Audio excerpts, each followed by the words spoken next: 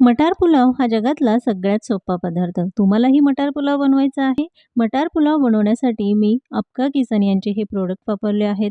सगळे मसाले होममेड आणि अगदी फ्रेश आहेत. त्याचसोबत जे काही तांदूळ आहे, केमिकल फ्री कुठलंही केमिकल न वापरता अगदी ऑर्गॅनिक असा तांदूळ, एकदम स्वच्छ हा कोलम तांदूळ वापरला आहे. 1 कप कोलम तांदूळ घेतला आणि तो स्वच्छ धुवून घ्यायचा. पण तुम्हाला हे प्रॉडक्ट हवे असेल तर Amazon लिंक मी बायोमध्ये दिली आहे.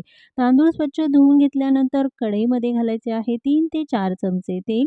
यामध्ये हलकेसे खडे मसाले घालून घ्यायचे. त्याचसोबत घालायचा आहे एक मध्यम आकाराचा बारीक चिरलेला कांदा.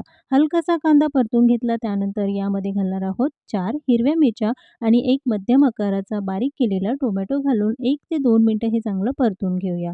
त्यानंतर यामध्ये घालायचं आहे 1 चमचा आलं लसणाची पेस्ट आणि मी धने पावडर वापरली आहे अक्का किचन यांची. 1 चमचा धने पावडर घालून घेतली. तीही व्यवस्थित मिक्स करून तेलावर परतून घेतलं. एक मोठी वाटी घेतली आहे हिरवे ताजे वाटाणे, तेही परतून घ्यायचे. त्यानंतर यामध्ये तांदूळ घालायचा आहे. कोलम तांदूळ आहे आणि कोलम तांदूळ खायला खूप छान लागतो. त्यानंतर 1.5 कप पाणी घालायचं. चवीनुसार मीठ घालून घेतलं. यावर झाकण ठेवायचं. 10 मिनिटं मध्यम आचेवर भात शिजवून घेतला की तयार आहे असा हा सुंदर, अगदी साधा, सोपा, मोकळा, सळसळीत मटार पुलाव.